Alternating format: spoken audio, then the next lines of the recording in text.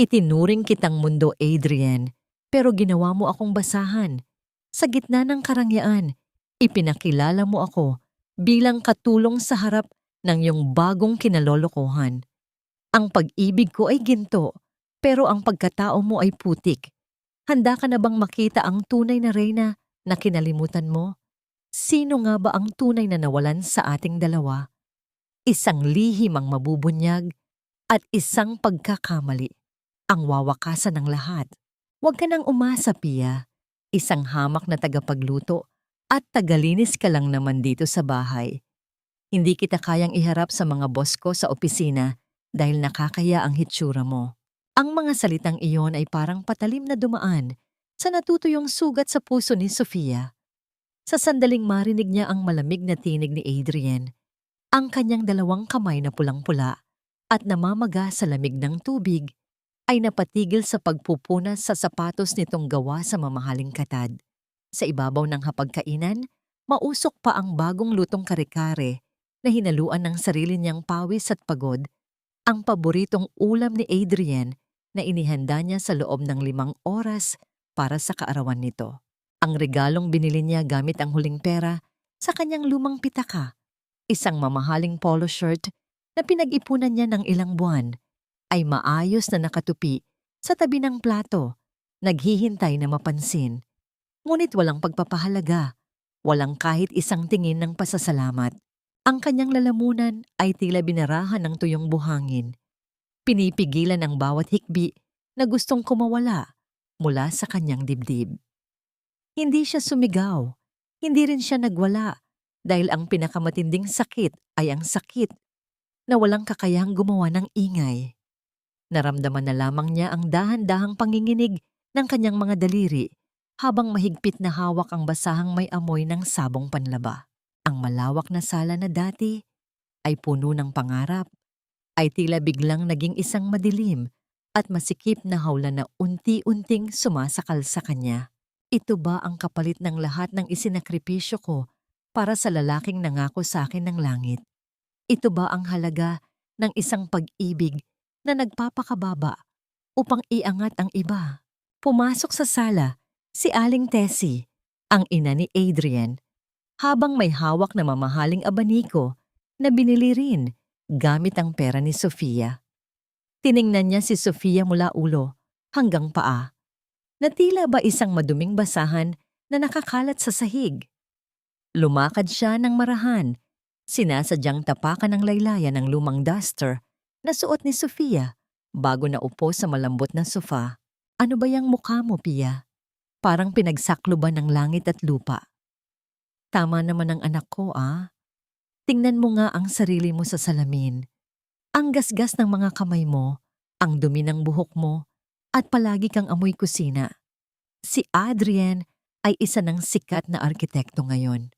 Hindi siya pwedeng makita ng mga kliyente niya na may kasamang katulad mo na mukhang katulong sa mga squatter area. Kung hindi, dahil sa kabaitan ng anak ko, baka natutulog ka pa rin sa lansangan. Kaya matuto kang lumugar, ha? Mariing kinagat ni Sofia ang kanyang ibabang labi hanggang sa malasahan niya ang kaunting dugo. Ang bawat salita ng matanda ay tila hinuha ng isang mapangaping tadhana.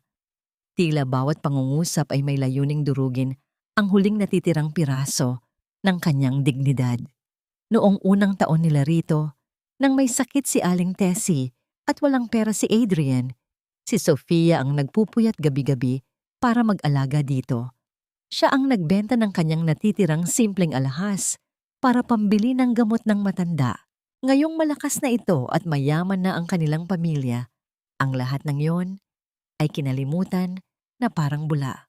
Dumating si Adrian mula sa kanyang silid, suot ang bago at mamahaling Amerikana na tila napakakintab sa ilalim ng ilaw.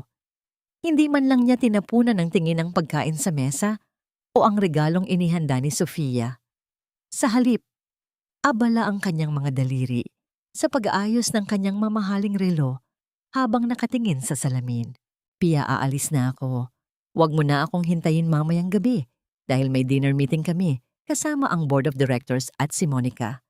Alam mo naman Napakahalaga ng proyektong ito para sa promosyon ko bilang senior partner. Adrian, kahit 5 minuto lang, hindi mo ba titikman ang niluto ko para sa kaarawan mo? Pinaghandaan ko ito mula pa kaninang madaling araw. Kahit kaunting subo lang. Huwag kang ngang makulit, Pia. Sinabi ko nang busog ako at marami akong gagawin sa labas. At isa pa, nakakawala ng gana ang ganyang drama. Akala mo ba madaling magtrabaho sa labas para buhayin kayo ni Mama, Rito? Ang kailangan ko ay suporta, hindi ang mga sumbat mo tungkol sa pagkain. Kung gusto mo, ibigay mo na lang yan sa mga kapitbahay o kaya ikaw ang kumain ng lahat. Ngunit ako ang nagbayad ng upa sa bahay na ito noong nakaraang buwan, Adrian. Ako ang nagbenta ng mga gamit ko para lang may maipambayad sa mga utang mo sa sugal noong nakaraang taon. Ngayong nakuha mo na ang gusto mo, ganito na lang ba ang trato mo sa akin? Para akong multo rito sa sarili kong tahanan. Heto ka na naman sa mga sumbat mo. Palagi mong ipinapaalala ang mga lumang bagay. Utang na loob. Pia, maliit na bagay lang ang mga yon kumpara sa kahihiyang nararamdaman ko kapag nagtatanong ang mga kasamahan ko kung nasaan ang fiancé ko. I can't even post a picture of you on my social media dahil ano na lang ang sasabihin ng mga tao. Na ang isang sikat na arkitekto ay may kasintahan na mukhang tagalinis ng banyo? If you want respect, then do something to deserve it. For now, just stay here and clean the house. Huwag mo na akong hihinga ng kahit ano ngayon dahil stressed na ako. Lumingon si Adrian kay Aling Tessie. Binigyan ito ng ilang libong piso para sa pansariling gastusin, habang si Sofia ay hindi man lang binigyan ng kahit isang barya para sa pambili ng mga pang-araw-araw na pangangailangan sa kusina. Pagkatapos nito, dire-diretso siyang lumakad palabas ng pinto. Iniwan ang bango ng kanyang mamahaling pabango na mabilis ding napawi sa hangin. Malakas na sumara ang pinto ng bahay at kasabay niyon, tila may pader na gumuho sa loob ng dibdib ni Sofia. Ang bawat pangaapi na kanyang tiniis sa loob ng 3 taon ay nag-iwan ng malalalim na marka sa kanyang kaluluwa. Tiningnan niya ang kanyang mga palad, ang mga kamay na dati ay hawak ang mga mamahaling panulat ng kaharian, ang mga kamay na pinaliligiran ng mga ginto at pilak, ngayon ay puno ng gasgas at sugat dahil sa pag-ibig sa isang lalaking walang ibang nakikita kundi ang kanyang sariling ambisyon. Tumayo si Sofia mula sa malamig na sahig. Hindi na siya umiiyak. Ang kanyang mga mata na dati ay puno ng lambing at pagsusumamo ay unti-unting napuno ng isang kakaiba at malamig na ningning. Lumakad siya patungo sa hapagkainan, kinuha ang regalong polo shirt at dahan-dahang inihagis ito sa basurahan sa sulok ng kusina. Nabalik lamang ang kanyang diwa nang marinig niya ang malakas na tawa ni Aling Tessie mula sa sala, na tila ba natutuwa sa kanyang pagkatalo. Ngunit hindi alam ng matanda at lalong hindi alam ni Adrian na ang bawat patak ng luha ni Sofia sa bahay na ito ay may katumbas na halaga na hindi nila kayang bayaran sa buong buhay nila. Lumapit si Sofia sa kanyang maliit na silid. Binuksan ang isang lumang kahon na nakatago sa ilalim ng kanyang higaan. Doon, sa ilalim ng mga lumang damit, ay may nakalagay na isang maliit, makintab, at may gintong tatak na sobre. Ito ang kanyang nakaraang buhay na pilit niyang tinalikuran para sa isang simpleng pangarap ng pag-ibig. Kinuha niya ang sobre at dahan-dahang hinaplos ang selyo ng maharlikang pamilya. Isang malalim na buntong hininga ang kumawala sa kanyang mga labi habang ang kanyang puso ay nagpapasya na. Masyado nang matagal ang 3 taon ng pagpapakababa. Oras na para bawiin ang korona na kusang isinuko para sa isang taong hindi marunong magpahalaga. Habang nakatitig sa sobre, narinig niya ang banayad na pagtunog ng kanyang telepono sa ibabaw ng mesa. Isang hindi kilalang numero ang nakasulat sa screen, ngunit alam na alam ni Sofia kung kanino iyon. Sinagot niya ang tawag nang walang pag-aalinlangan. Ang kanyang boses ay hindi na ang boses ng isang mahiyaing si Pia, kundi ang boses ng isang reyna na handa ng mag-utos. Ihanda mo ang sasakyan, Lolo Ben. Sunduin mo ako sa tamang panahon. Bago pa man sumikat ang araw sa silangan, gising na si Sofia upang simulan ang kanyang walang katapusang mga tungkulin sa bahay. Ang malamig na simoy ng umaga ay pumasok sa bintana ng kusina. Ngunit hindi nito mapawi ang init ng pagod na nararamdaman ng kanyang katawan. Habang ang buong subdivision ay tahimik pa, tanging ang dahan-dahang kaluskos ng tingting na walis sa sahig ang maririnig. Pinunasan ni Sofia ang pawis sa kanyang noo gamit ang likod ng kanyang kamay, tinitingnan ang malinis at makintab na sahig na kanyang pinaghirapang imap ng 3 beses. Ngunit ang katahimikang yon ay mabilis na nabasag ng marinig ang mabibigat na hakbang ni Aling Tessie pababa ng hagdan. May hawak itong tasa ng kape. Sinadya nitong lumakad sa gitna ng sala at bago pa man makapagsalita si Sofia, itinapon ng matanda ang kalahati ng kape sa bagong linis na sahig. Ang maitim na likido ay dahan-dahang kumalat sa maputing tiles, sumisira sa ilang oras na pagod ng dalaga. Ay naku, Pia! Ang dumi-dumi naman ng sahig na ito. Hindi mo ba nakikitang may mga alikabok pa rito? At ang kape ko, bakit hindi pa mainit? Kay aga-aga, napakabagal mong kumilos. Para kang natutulog habang naglalakad. Ganyan ba ang itinuro sa'yo sa probinsya ninyo? Walang silbi. Huminga ng malalim si Sofia, pinipigilan ang namumuong galit sa kanyang dibdib. Dahan-dahan siyang lumuhod sa harap ng matanda upang punasan ang natapong kape. Ang bawat hagod ng basahan ay tila pagbaba ng kanyang sarili. Ngunit alam niyang kailangan niyang magtiis para sa huling pagkakataon. Pasensya na po, Aling Tessie. Lilinisin ko po ulit agad. Mainit naman po ang tubig sa thermos. Baka gusto ninyong ipagtimpla ko kayo ng bago? Huwag na. Baka lagyan mo pa ng laso ng kape ko sa sama ng loob mo. Alam mo, Pia, hindi ko talaga maintindihan kung ano ang nakita sa'yo ng anak ko. Isang magandang arkitekto na katulad ni Adrian, may pinag-aralan, tinitingala ng lipunan. Tapos ang kasama sa bahay ay isang katulad mo na walang pangalan. Kung ako sa'yo, mahihiya ako. Dapat matagal ka nang umalis dito para hindi ka naging pabigat sa karera ng anak ko. Hindi po ako pabigat, Aling Tessie. Noong nagsisimula pa lang si Adrian, ako ang naglalako ng mga kakanin sa kanto para lang may pambayad kami sa kuryente at tubig ng opisina niya. Noong mga oras na walang-wala siya, ako lang ang nandoon. Sumigaw ng malakas ang matanda. Ang kanyang mukha ay namula sa galit dahil sa paghaharap ni Sofia. Ikinaway niya ang kanyang mga kamay na tila ba nandidiri sa bawat salitang lumalabas sa bibig ng dalaga. At sumasagot ka pa ngayon. Akala mo ba malaking bagay ang mga kakanin na yon? Ang dumi-dumi ng mga ginagawa mo. Kung hindi dahil sa pamilya namin na nagbigay sa iyo ng matitirhan, baka naging palaboy ka na sa Maynila. Ang lakas ng loob mong sumbatan kami sa mga maliit na bagay na yon. Isang tawag ko lang kay Adrian, palalayasin ka niya rito nang walang kahit isang barya. Sa gitna ng sigawan, bumukas ang pinto at pumasok si Adrian. Pagod ang kanyang hitsura mula sa magdamag na pakikipag-asikaso sa mga kliyente. Ngunit nang makita ang kanyang ina, na galit agad na nagbago ang kanyang mukha. Lumapit siya at marahas na hinila si Sofia patayo mula sa pagkakaluhod. Pia! Ano na namang ginagawa mo kay Mama? Bakit mo siya pinapaiyak? Hindi ba sinabi ko sa'yo na huwag mo siyang bibigyan ng stress? May sakit siya sa puso, Pia. Kung may mangyaring masama sa kanya, hindi kita mapapatawad. Adrian, hindi ko siya pinapaiyak. Sinasabi ko lang ang totoo. Enough! I don't want to hear your excuses. Nakakapagod na, Pia. Araw-araw na lang kapag umuwi ako rito. Puro gulo ang dinaratnan ko. Maglinis ka na lang ng bahay, magluto. Gawin mo ang mga gawaing bahay na ipinagkatiwala sa'yo. Huwag mo nang papatulan si Mama. She is old and she deserves to be respected in this house. Kung hindi mo kaya yon, baka nga mas mabuting maghiwalay na muna tayo.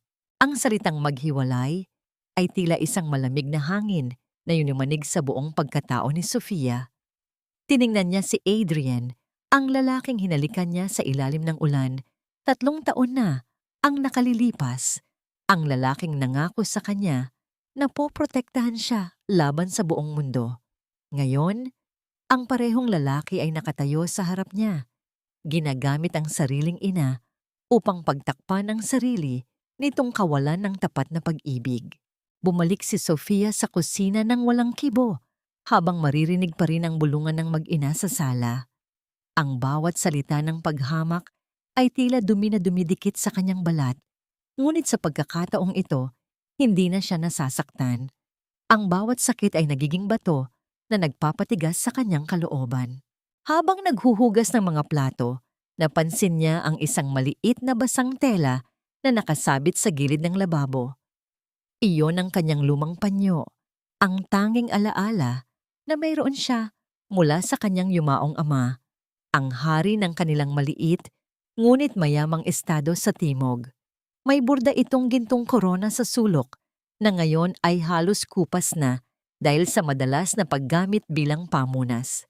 Sinadya iyon ni Aling Tessie na gamiting basahan kagabi para sa dumi ng aso. Dahan-dahang kinuha ni Sofia ang panyo. Hinugasan niya ito ng malinis na tubig. Dahan-dahang pinipiga ang dumi. Tila ba pinupunasan ang sarili niyang karangalan na binalot ng putik ng pamilyang ito. Narinig niya muli ang boses ni Aling Tessie na sumisigaw mula sa sala. Masaya at tila may balak na bago na siguradong wawasak sa natitirang pasensya ni Sofia. Pia, halika nga rito. May mahalagang sasabihin si Adrian sa'yo. Siguraduhin mong makikinig kang mabuti dahil para ito sa kinabukasan ng anak ko. Lumabas si Sofia mula sa kusina. Hawak pa rin ang basa, ngunit malinis na panyo. Nakatayo si Adrian sa tabi ng kanyang ina. May hawak na gintong sobre ng paanyaya para sa darating na engrandeng pagdiriwang ng kumpanya. Pia, bukas ng gabi ang anniversary party ng kumpanya namin sa isang sikat na hotel sa Makati. Darating ang pamilya ni Monica, pati na ang mga pinakamalaking investor.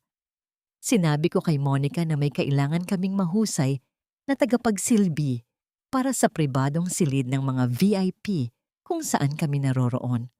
Gusto kong ikaw ang magsilbi sa amin doon. Huwag kang mag-alala, babayaran kita ng doble sa karaniwang sahod ng katulong.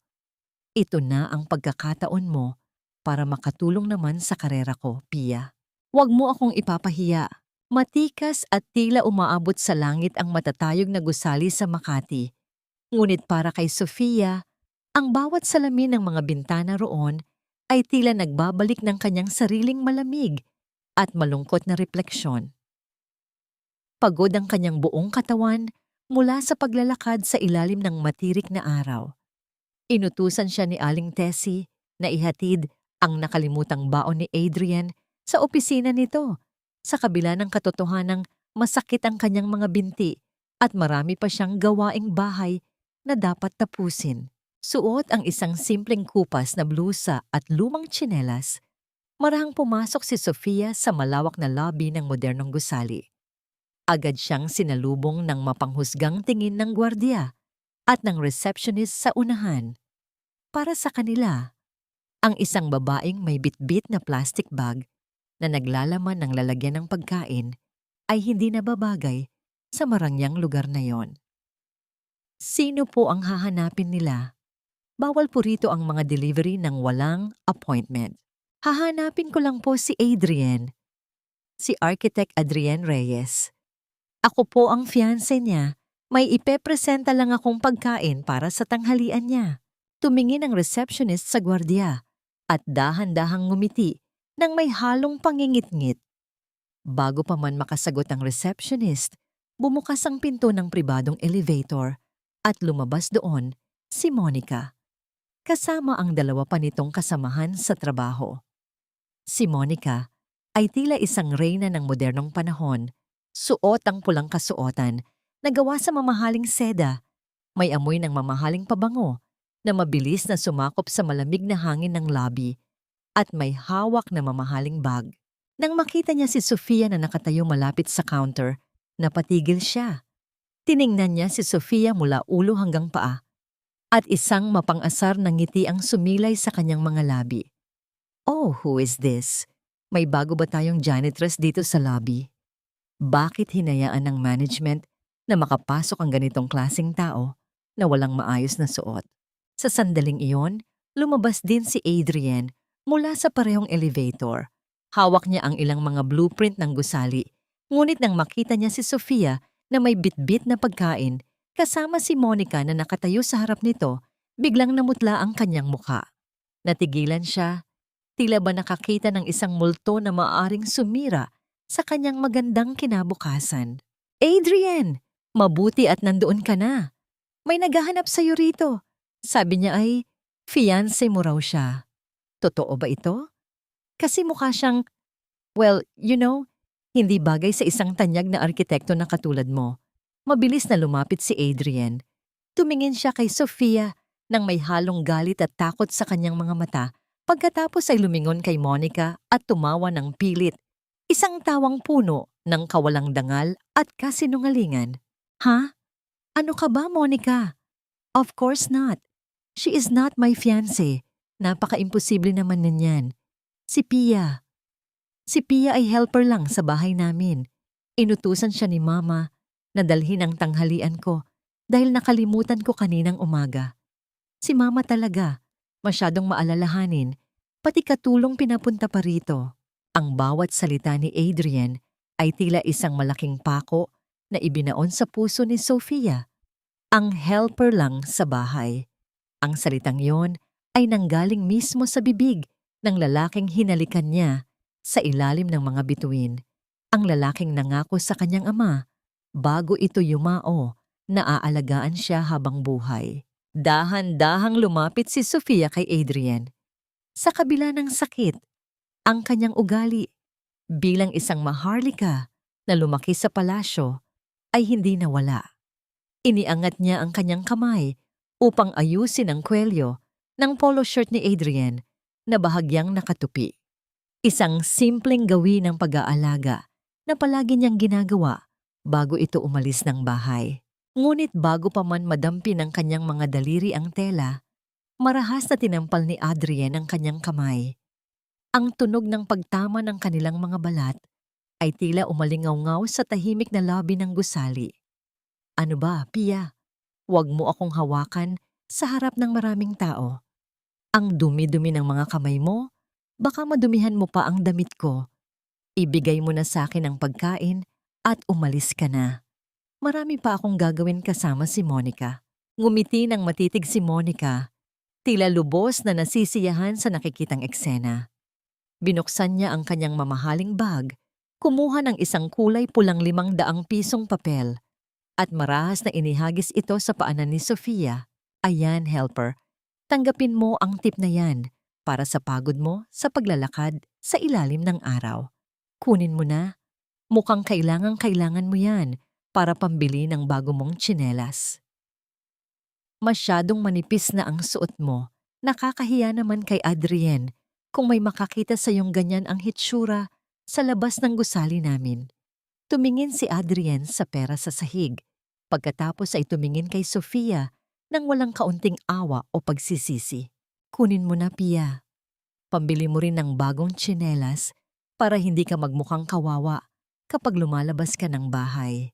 At tandaan mo, huwag ka nang pupunta rito sa opisina ko nang walang paalam. Nakakagulo ka lang sa trabaho ko. Napatayo si Sofia ng tuwid, tinitingnan ng 2 tao sa kanyang harap, na tila ba sila ay mga maliliit na insekto na walang halaga. Hindi niya pinulot ang pera.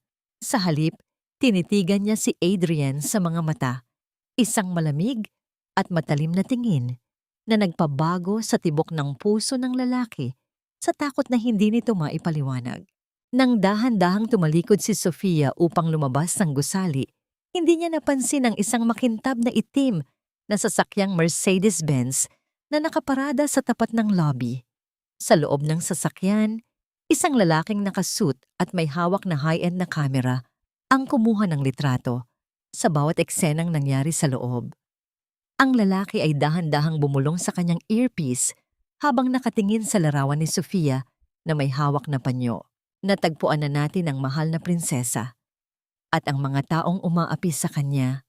Handa na ba silang magbayad?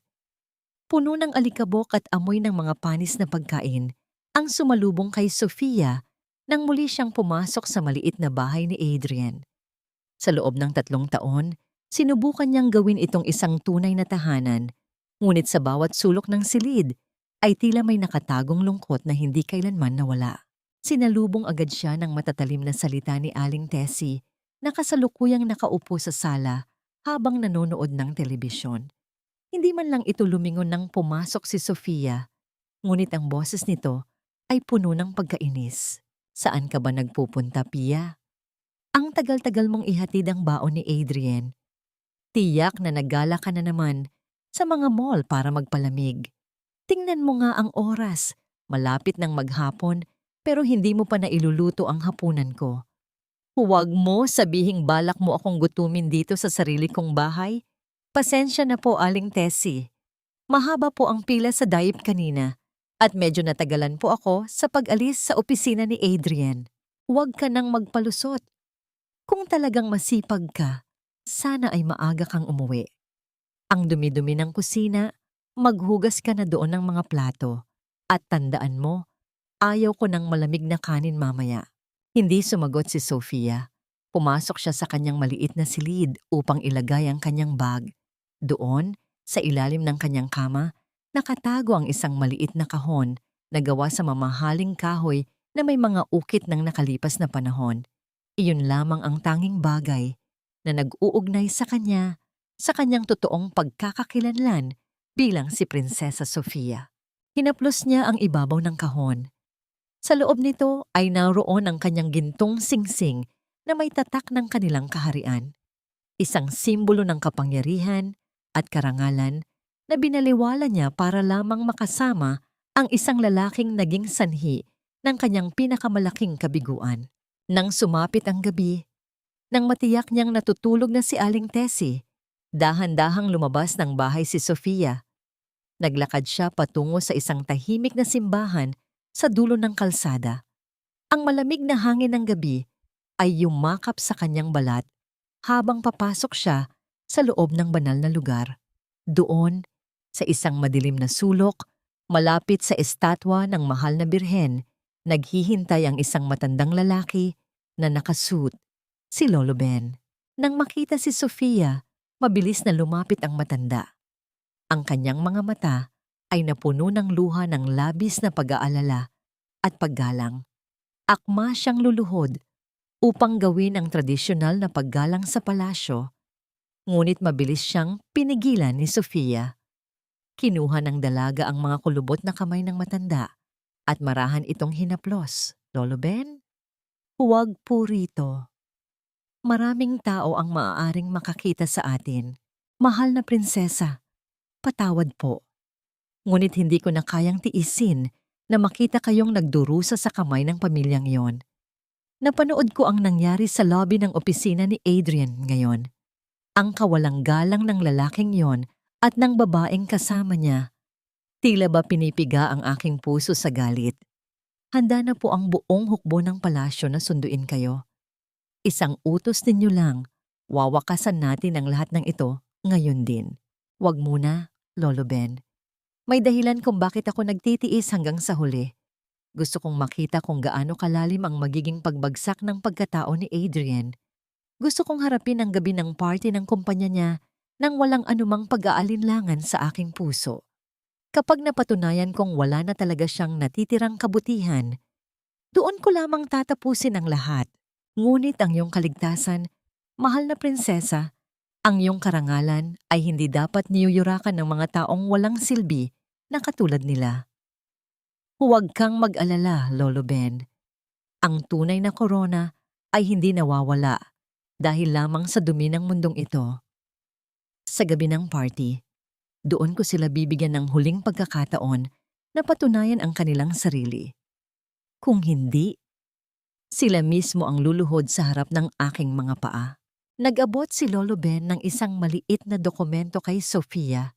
Ito ay naglalaman ng impormasyon tungkol sa kumpanya ni Adrian at ang malaking utang na nakatago sa ilalim ng mga pangalan ng kanilang mga investor. Heto po ang hiling ninyong impormasyon. Ang kumpanya ni Adrian ay kasalukuyang nakadepende sa pondo ng pamilya ni Monica. Ngunit ang hindi nila alam, ang pamilya ni Monica ay may malaking utang sa isa sa mga bangko na pagmamay-ari ng inyong kaharian. Isang salita ninyo lang, maaari nating ipasara ang kumpanya nila sa loob ng isang araw. Itago mo muna iyan, Lolo Ben. Hayaan nating magsaya sila sa kanilang pansamantalang tagumpay. Ang mas mataas na lipad, mas masakit ang pagbagsak. Nagpaalam si Sofia sa matanda at dahan-dahang naglakad pabalik sa bahay ni Adrian. Ang bawat hakbang niya ay puno ng bagong lakas at determinasyon. Ang takot na dati ay bumabalot sa kanya ay napalitan ng isang malamig na kapayapaan. Ngunit nang buksan niya ang pinto ng kanyang maliit na silid, napatigil siya. Ang buong silid ay magulo. Ang kanyang mga damit ay nakakalat sa sahig. At sa gitna ng silid, nakatayo si Aling Tessie habang hawak ang maliit na kahon na gawa sa mamahaling kahoy.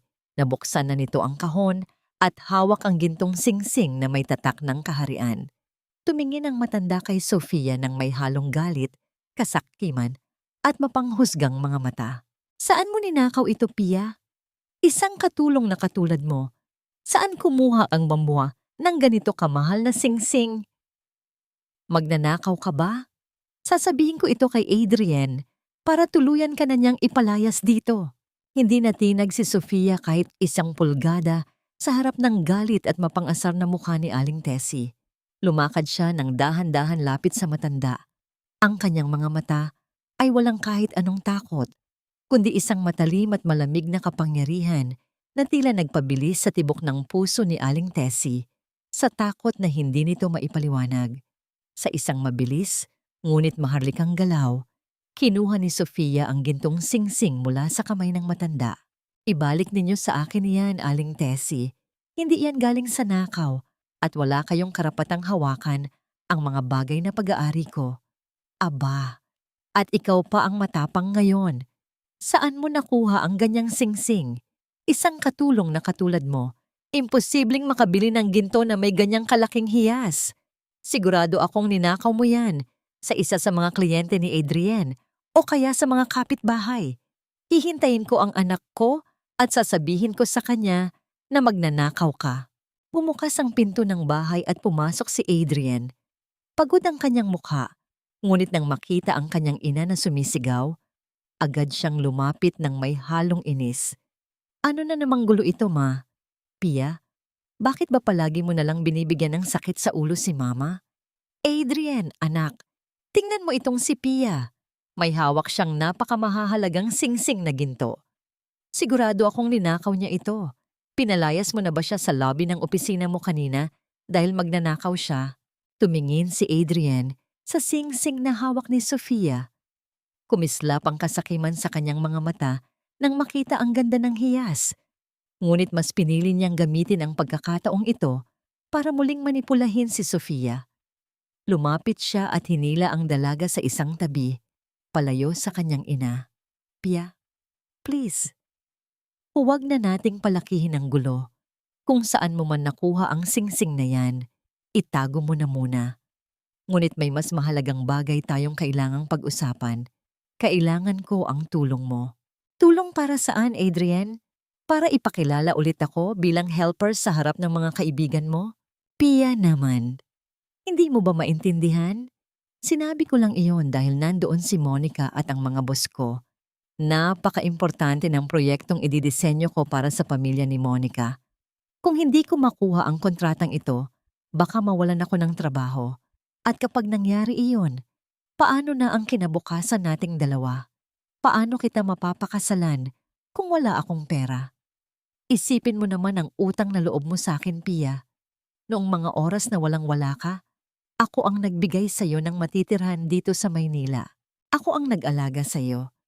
Ngayon lang ako humihingi ng tulong. Tatanggihan mo ba ako? Ang salitang utang na loob ay tila isang nakasasakal na tali sa leeg ni Sofia. Alam niyang ito ang huling pagkakataon na susubukin niya ang natitirang pagkatao ni Adrian. Gusto niyang makita kung hanggang saan ang kayang gawin ng lalaking ito para sa kanyang ambisyon. Ano ang gusto mong gawin ko, Adrian? Kailangan ko ng isang natatanging disenyo para sa isang luxury resort. Alam kong napakahusay mong gumuhit at may kakaiba kang talento sa classical architecture. Idibuho mo ang plano para sa akin, Pia. Ipakikita ko ito sa mga boss ko bukas ng gabi sa party.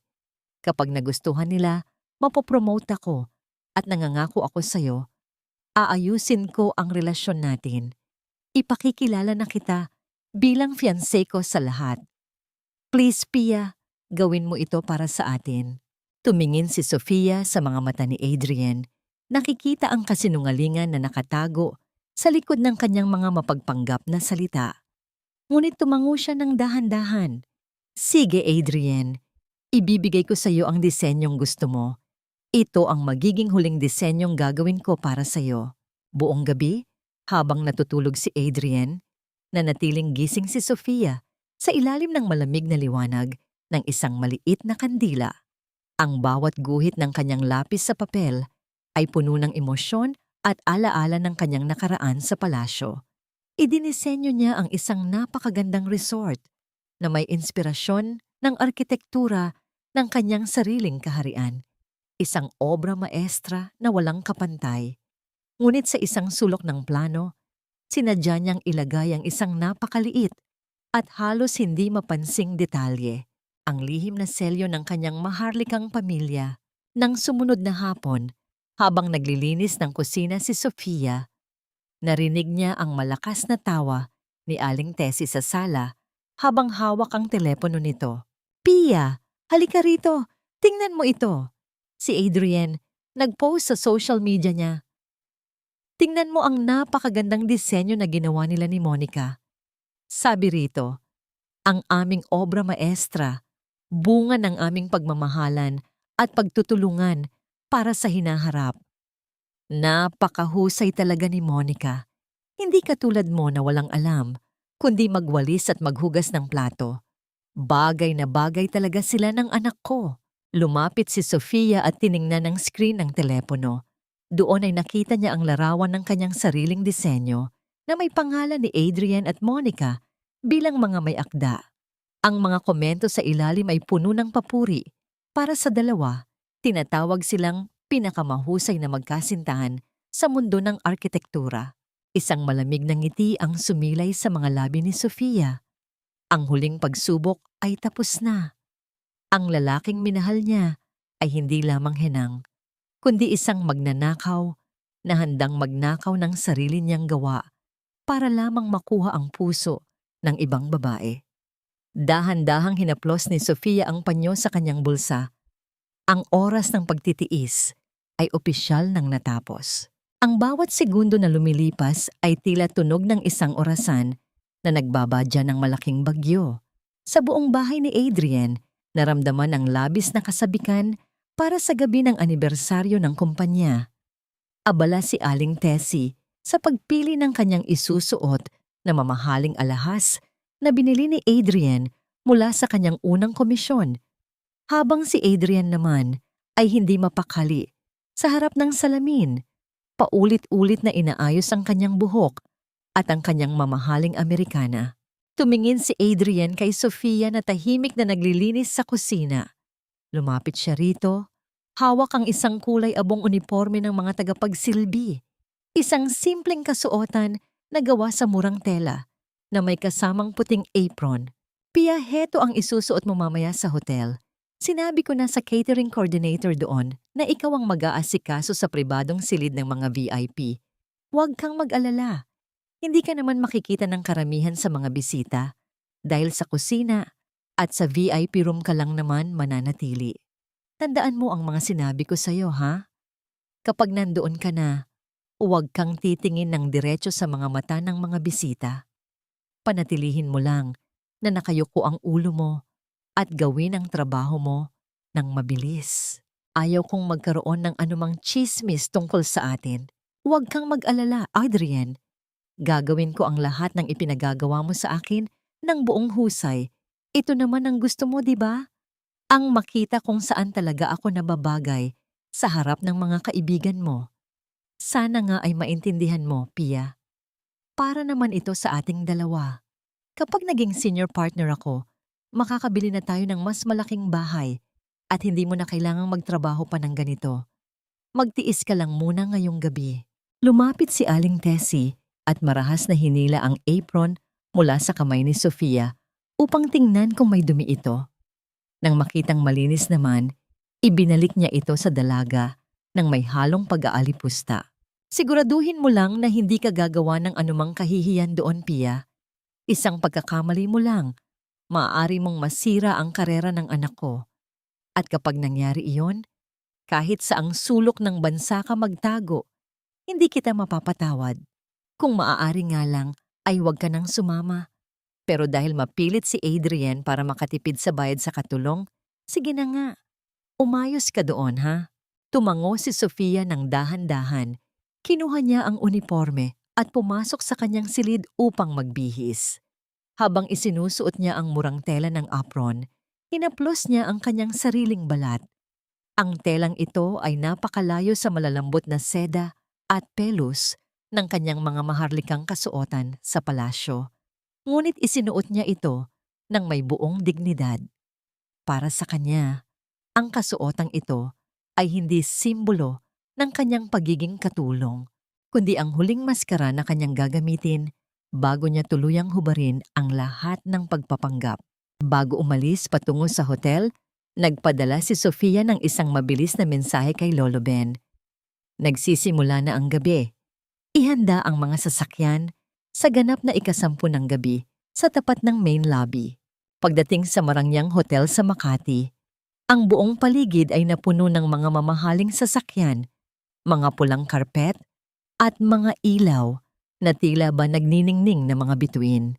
Si Adrian at Aling Tessie ay pumasok sa pangunahing pinto ng may buong pagmamalaki habang si Sofia naman ay itinuro sa likod na pinto.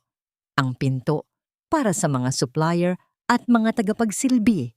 Habang naglalakad si Sofia sa makipot at madilim na pasilyo ng hotel patungo sa kusina, nakita niya ang ama ni Monica, ang CEO ng kumpanya, na nakatayo sa isang sulok habang may kausap sa telepono. Puno ng stress ang mukha nito at pawisan ng noo sa kabila ng lamig ng aircon. Ano? Paano nangyaring na-freeze ang ating mga bank account sa ibang bansa? Sino ang may-ari ng bangkong yon? Isang maharlikang pamilya mula sa Timog. Hanapin ninyo sila agad. Kung hindi natin makuha ang kanilang tiwala sa loob ng linggong ito, babagsak ang kumpanya natin. Dumaan si Sofia sa tabi nito nang hindi gumagawa ng anumang ingay. Isang misteryosong ngiti ang sumilay sa kanyang mga labi. Pumasok si Sofia sa VIP room upang ihanda ang mga baso ng alak. Maya-maya pa, bumukas ang pinto at pumasok si Monica kasama si Adrian.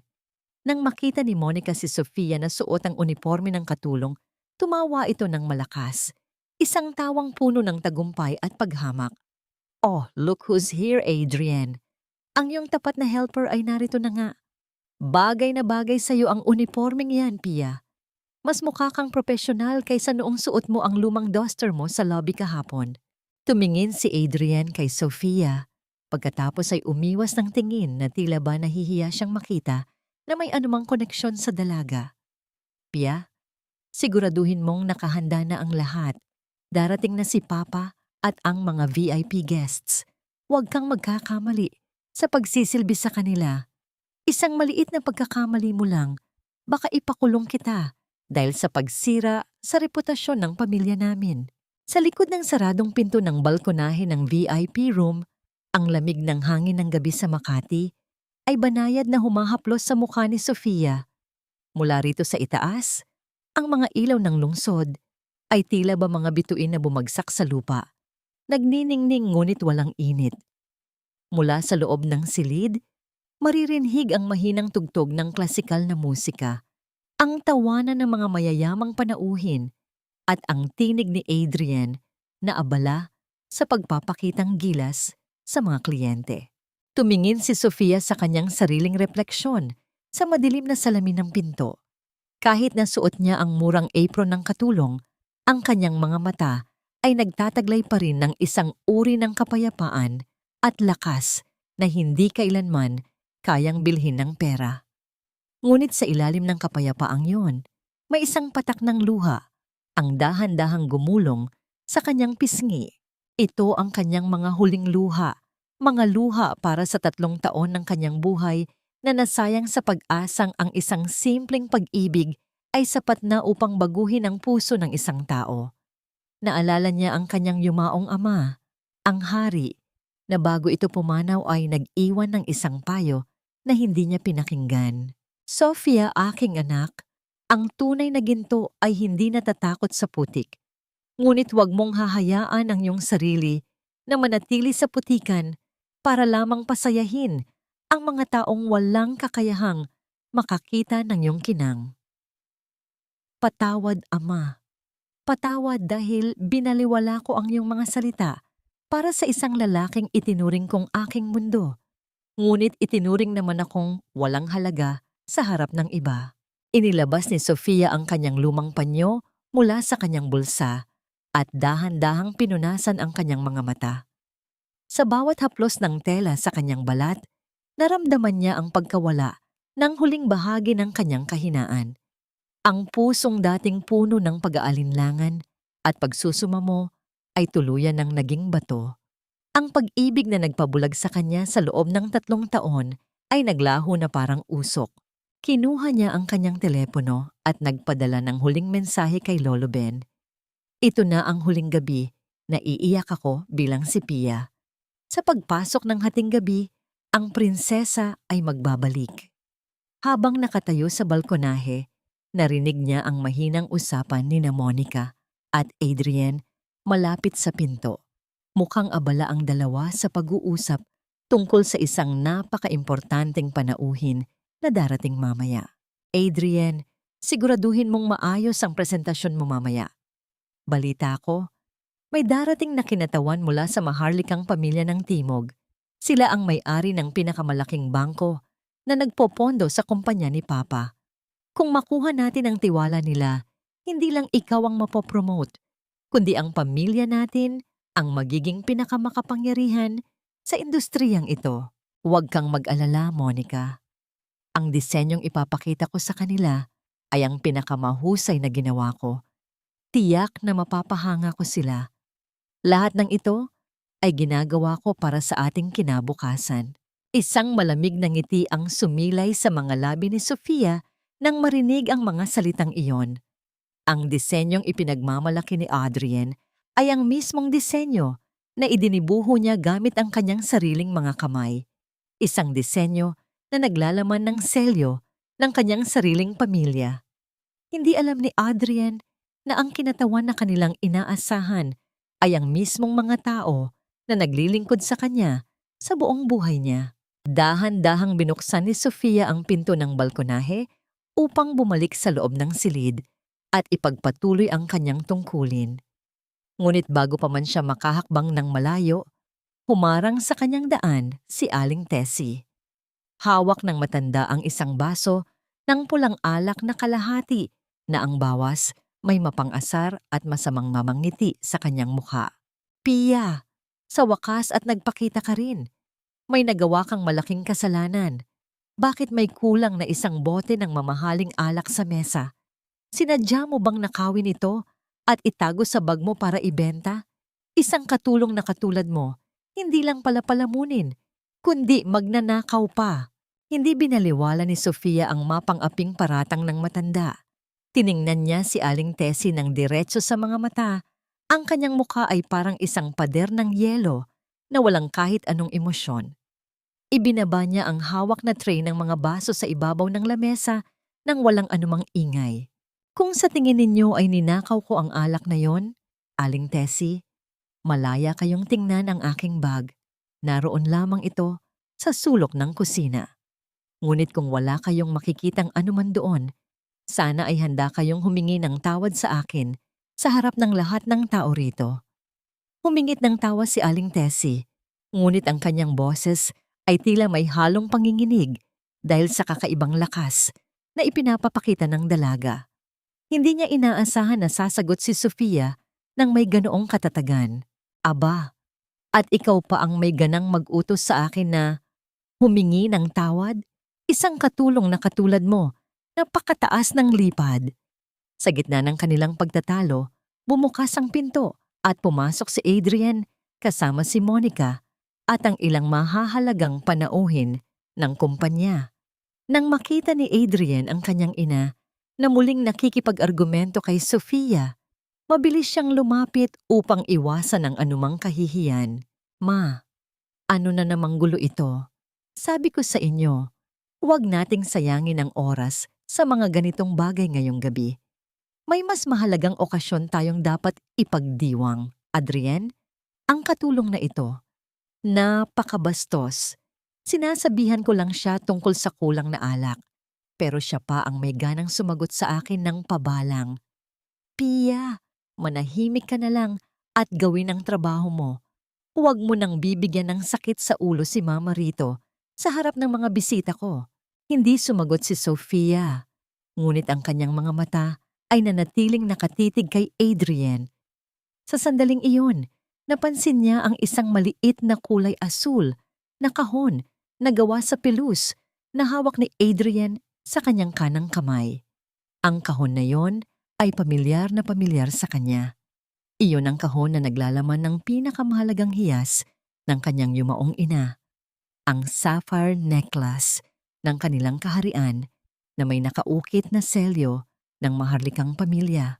Iyon ang bagay na ninakaw ni Aling Tessie mula sa kanyang silid noong nakaraang araw. Ngumiti si Adrian ng napakatamis kay Monica. Hinarap ito sa gitna ng silid sa harap ng mga mayayamang bisita at dahan-dahang binuksan ang asul na kahon. Kumislap ang napakagandang asul na hiya sa ilalim ng mga ilaw ng VIP room na nagpasinghap sa lahat ng mga nakakita dahil sa kakaibang ganda at halaga nito. Monica, para sa iyo ang espesyal na regalong ito, isang napakabihirang antigong kwintas na binili ko pa mula sa isang sikat na auction sa Europa.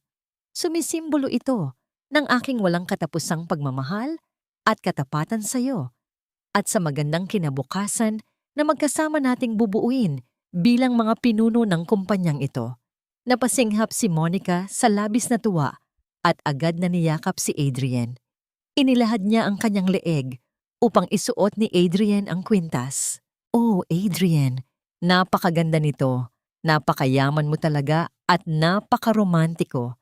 Ito ang pinakamagandang regalong natanggap ko sa buong buhay ko. Hindi katulad ng mga murang bagay na nakikita ko sa iba. Nakatayo lang si Sofia sa isang sulok, pinapanood ang bawat galaw ng dalawa. Ang kanyang mga daliri ay dahan-dahang humigpit sa gilid ng kanyang apron, hindi dahil sa selos o lungkot, kundi dahil sa labis na galit sa kawalang dangal ni Adrian. Ang kwintas na pag-aari ng kanyang pamilya, ang simbolo ng karangalan ng kanyang yumaong ina, ay ginamit ng isang magnanakaw upang ihandog sa isa pang mapagmataas na babae sa pamamagitan ng isang malaking kasinungalingan. Napansin ng isa sa mga matatandang bisita, isang kilalang kolektor ng mga antigong alahas mula sa timog, ang kwintas sa leeg ni Monica.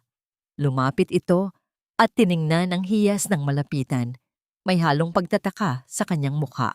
Architect Reyes, sigurado ka bang galing sa Europa ang kwintas na ito? Dahil ang pagkakaalam ko, ang disenyong ito at ang natatanging asul na sapphire na may ganyang ukit ay pag-aari lamang ng maharlikang pamilya sa timog. Isang napakahalagang pamanang alahas na matagal nang nawawala. Bago pa man makasagot si Adrian ng may kasinungalingan, dahan-dahang lumakad si Sofia pabalik sa gitna ng silid. Huminto siya sa tapat ni na Adrian at Monica. Tiningnan ang lalaki ng diretso sa mga mata at nagsalita sa isang malamig, malinaw, at napakapangyarihang tinig na nagpatahimik sa buong silid. Adrian, sigurado ka bang sa Europa mo binili ang kwintas na yan? Dahil ang kwintas na yan ay kailanman ay meron lamang iisang tunay na may-ari. At ang may-ari na yon ay kasalukuyang nakatayo sa harap mo ngayon. Natahimik ang buong silid sa tapang ng pahayag ni Sofia. Ang mga mayayamang panauhin ay nagsimulang magbulungan, nagtitinginan kay Adrian, kay Monica, at kay Sofia na suot pa rin ang simpleng apron ng katulong. Namula ang mukha ni Adrian sa labis na galit at kahihiyan. Pakiramdam niya ay unti-unting gumuguho ang kanyang pinaghirapang reputasyon sa harap ng mga taong nais niyang mapahanga. Mabilis siyang humakbang lapit kay Sofia at mariing hinawakan ang braso nito. Pilit na binababa ang boses, ngunit puno ng gigil ang bawat salita. Pia, nababaliw ka na ba? Ano bang pinagsasasabi mo rito? Isang katulong, umaangkin ng isang mamahaling kwintas ng pamilya ko? Umalis ka na nga rito, bago ko patawagin ang mga gwardiya ng hotel para kaladkarin ka palabas. Humalakhak ng napakalakas si Monica, isang tawang puno ng pang-aasar, ngunit may halong kaba dahil sa matalim na tingin ng matandang kolektor ng alahas. Inayos niya ang kwintas sa kanyang leeg at tiningnan si Sofia ng may halong diri. Oh my God, Adrian! Sobrang nakakatawa naman ang helper mo. Sinasabi niya bang pag-aari niya ang Sapphire na ito? Baka naman pati ang hotel na ito ay sasabihin mong pag-aari mo rin, Pia. Isang hampas lupa na katulad mo, natutong mag-ilusyon dahil lang nakakita ng magagandang bagay. Papa, tawagin mo nga ang security. Gulong-gulo na ang party natin dahil sa baliw na ito. Sumingit si Aling Tessie na tila ba nakuha ang pagkakataon upang tuluyang sirain si Sofia. Lumapit siya at sinubukang itulak si Sofia upang ilayo ito sa kanyang anak. Sabi ko na nga ba, magnanakaw ang babaeng ito. Nakita niya ang kwintas na ito sa kwarto ko, kaya ngayon ay pilit niyang inaangkin sa harap ng marami. Adrian, huwag mo nang kausapin niyan. Ipakulong na natin agad para maturuan ng leksyon ang mga katulad niyang walang pinag-aralan. Itinaas ni Aling Tessie ang kanyang kamay upang sampalin si Sofia. Pilit na ipapakita ang kanyang kapangyarihan bilang amo. Ngunit bago pa man madampi ng kanyang palad ang pisngi ng dalaga, mabilis na hinawakan ni Sofia ang wrist ng matanda sa hangin. Ang hawak ni Sofia ay napakahigpit ngunit banayad, sapat na upang hindi makagalaw si Aling Tessie sa labis na gulat. Dahan-dahang binitawan ni Sofia ang kamay ng matanda. Pagkatapos ay kinuha ang kanyang panyo upang punasan ang kanyang sariling mga daliri. Na tila ba may maduming bagay siyang nahawakan. Ang kanyang galaw ay napakaharlika at puno ng kapayapaan na nagpatahimik muli sa lahat ng mga nakasaksi. Lalapit ang CEO ng kumpanya, ang ama ni Monica, na may hawak na baso ng alak ngunit puno pa rin ng stress ang kanyang mukha dahil sa problema sa bangko. Tumingin siya kay Sofia, pagkatapos ay kay Adrian ng may halong pagtatanong. Reyes, sino ba ang babaeng ito? At bakit nagkakagulo rito sa VIP room ko? Sino ang nagpapapasok sa kanya? Sir, pasensya na po talaga. Katulong po siya sa bahay namin. Medyo may sira po ang utak kaya kung ano-anong kasinungalingan ang pinagsasabi rito. Paalisin ko na po siya agad. Tumingin si Sofia sa CEO pagkatapos ay itinuro ang malaking screen sa dingding kung saan ipinapakita ang disenyo ng resort na ipinagmamalaki ni Adrian at Monica bilang kanilang gawa. Bago ninyo ako paalisin, bakit hindi muna ninyo tingnan ng mabuti ang disenyong yan sa screen? Sa kanang sulok sa ibaba ng plano, may isang maliit na selyo ng maharlikang pamilya ng Timog. Ang selyong yan ay patunay na ang disenyong yan ay pag-aari ng pamilya ko at ninakaw lamang yan ng anak ng iyong hinaharap na senior partner. Napatitig ang matandang kolektor sa screen. Inilabas ang kanyang salamin sa mata upang tingnan ang itinuturo ni Sofia. Biglang lumaki ang kanyang mga mata sa labis na gulat. Diyos ko, totoo nga, ang selyo ng pamilyang Maharlika. Naramdaman ni Adrian ang matinding takot na dumaloy sa kanyang buong katawan. Alam niyang kapag nalaman ng lahat ang katotohanan, tapos na ang kanyang karera. Marahas niyang hinawakan ang balikat ni Sofia at itinulak ito ng bahagya. Puno ng galit at takot ang kanyang tinig. Pia, Manahimik ka. Isang salita mo pa rito. Sisiguraduhin kong hindi mo na makikita ang sikat ng araw bukas. Mag-isa ka na lang sa buhay. Walang sino mang tutulong sa'yo laban sa amin. Tumingin si Adrian sa dalawang gwardiya ng hotel na nakatayo malapit sa pinto at marahas na sumigaw. Pilit na ipinapakita ang kanyang kapangyarihan sa harap ng mga boss ng kumpanya. Ano pang hinihintay ninyo? Kaladkarin ninyo palabas ang babaeng ito. Trespasser siya rito at nanggugulo sa pribadong party ng CEO. Kung hindi ninyo siya aalisin ngayon din, titiyakin kong mawawalan kayo ng trabaho. Nag-aalangan ang mga gwardiya. Tumingin sila kay Sofia na kahit suot ang simpleng apron ay may tindig at seryosong mukha na tila ba isang taong hindi dapat hawakan ng basta-basta. Ang kanyang postura ay napakaharlika, walang bakas ng takot o pagkabahala. Ngunit dahil sa pilit na sigaw ni Adrian, dahan-dahan silang lumapit sa dalaga. Humalakak si Aling Tessie sa gilid, tila lubos na nasisiyahan sa nakikitang pagpapasakit sa dalaga na matagal na niyang kinasusuklaman. Iyan ang bagay sa'yo, Pia. Itapon ka sa lansangan kung saan ka talaga nanggaling. Hayaan mong basain ka ng ulan doon para magising ka sa mga ilusyon mo. Isang katulong, nangangarap na maging kapantay namin. Lumapit din si Monica. Dahan-dahang hinaplos ang sapphire necklace sa kanyang leeg at bumulong kay Sofia ng may halong pangingit-ngit. Nais mo bang maging reyna, Pia? Ngunit sa gabing ito, isa ka lang basang sisiw na itatapon sa labas. Si Adrian ay akin na at ang lahat ng mga disenyo mo ay sa akin na rin. Wala kang magagawa laban sa kapangyarihan ng pamilya ko. Tumingin si Sofia sa malaking orasan sa dingding ng VIP room. 9:50 na ng gabi. 5 minuto na lamang bago ang takdang oras na ibinigay niya kay Lolo Ben. Ibinalik niya ang kanyang tingin sa mga gwardiya na akma ng hahawak sa kanyang braso. Sa isang malalim at napakapangyarihang tinig, nagsalita siya ng marahan, ngunit sapat na upang mapatigil ang lahat. Bago ninyo idampi ang inyong mga kamay sa akin, tawagan ninyo ang inyong general manager. Sabihin ninyo sa kanya ang aking totoong pangalan, Prinsesa Sofia ng Eldoria. At sabihin ninyo sa kanya na ang may-ari ng buong hotel chain na ito ay kasalukuyang nakatayo sa harap ninyo. Natawa ng malakas si Adrian nang marinig ang sinabi ni Sofia, pilit na pinagtatakpan ng kaba na dahan-dahang gumagapang sa kanyang dibdib. Eldoria? Prinsesa? Sir, nakikita ninyo na. Talagang baliw na ang babaeng ito. Kung ano-anong kwento ang imbento para lang makaiwas sa pulis. Kaladkarin ninyo na yan palabas. Ngunit bago pa man makahakbang ang mga gwardiya, biglang bumukas ang pinto ng VIP room. Pumasok ang general manager ng 5 bituing hotel, pawisan ang noo at may hawak na tablet kung saan nakasulat ang isang napaka-importanteng maharlikang kautusan. Puno ng takot ang kanyang muka habang mabilis na inililibot ang kanyang tingin sa buong silid, tila may hinahanap na napakahalagang tao.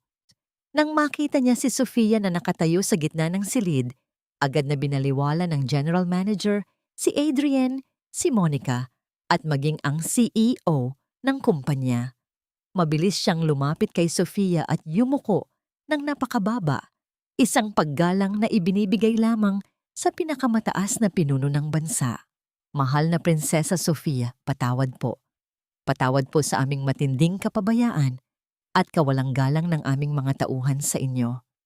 Hindi po namin alam na kayo ay naririto ngayon sa aming hotel.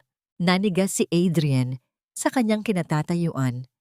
Ang kanyang bibig ay dahan-dahang nabuksan sa labis na gulat, habang si Monica at Aling Tessie ay napahawak sa isa't isa, hindi makapaniwala sa nakikita ng kanilang sariling mga mata. Hindi magkamayaw ang gulo at katahimikan sa loob ng VIP room. Ang boses ng general manager ay tila bakulog na yumanig sa buong sistema ni Adrian. Lumapit siya sa general manager. Ang kanyang mga kamay ay nanginginig habang pilit na tumatawa upang pagtakpan ang matinding takot na nararamdaman. Sir, baka po nagkakamali kayo ng tao. Si Pia po ito, Isang mahirap na babae mula sa probinsya. Nakatira siya sa bahay ko, naglilinis ng banyo namin, at nagluluto ng pagkain ng pamilya ko. Paano siya magiging isang prinsesa? Imposible po ang sinasabi ninyo. Manahimik ka, Architect Reyes. Wala kang karapatang magsalita sa harap ng mahal na prinsesa. Siya ang nag-iisang tagapagmana ng pamilyang Maharlika ng Eldoria, ang pamilya na nagmamay-ari ng buong hotel chain na ito at ng bangko na nagpopondo sa kumpanya ninyo. Ikaw ang walang alam dito. Sa sandalong marinig iyon, ang ama ni Monica, ang CEO ng kumpanya, ay biglang nanghina at napaatras, muntik ng mabuwal kung hindi lamang siya nahawakan ng kanyang sekretarya. Ang kanyang mukha ay nawalan ng kulay, tila ba natanto ang napakalaking pagkakamali na nagawa ng kanyang pamilya. Ang maharlikang pamilya na nag-freeze sa mga account ng kumpanya niya kanina ay ang pamilya mismo ni Sofia. Dahan-dahang bumukas ng malawak ang pinto ng VIP room. Pumasok si Lolo Ben, kasama ang dalawang matitikas na opisyal ng maharlikang hukbo na nakauniporme ng militar na puno ng mga medalya ng karangalan. May hawak na asul na unan si Lolo Ben kung saan nakalatag ang selyo ng kaharian at ang gintong korona ng pamilya. Lumapit si Lolo Ben kay Sofia, yumuko ng napakababa sa tradisyonal na paggalang sa palasyo at nagsalita sa isang tinig na puno ng karangalan at katapatan. Mahal na Prinsesa Sofia, handa na po ang inyong convoy sa ibaba. Ang lahat ng mga bank account ng kumpanyang ito at ng pamilya ni Monica ay tuluyan na nating na-freeze alinsunod sa inyong utos.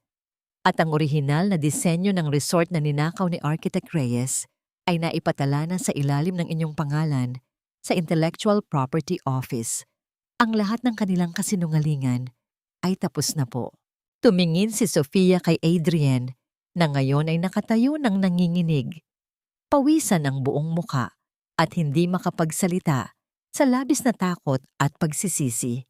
Dahan-dahan niyang tinanggal ang apron ng katulong na suot niya.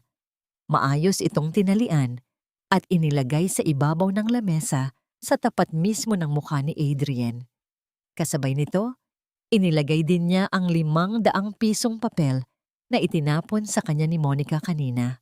Itabi mo ang pera mo, Monica.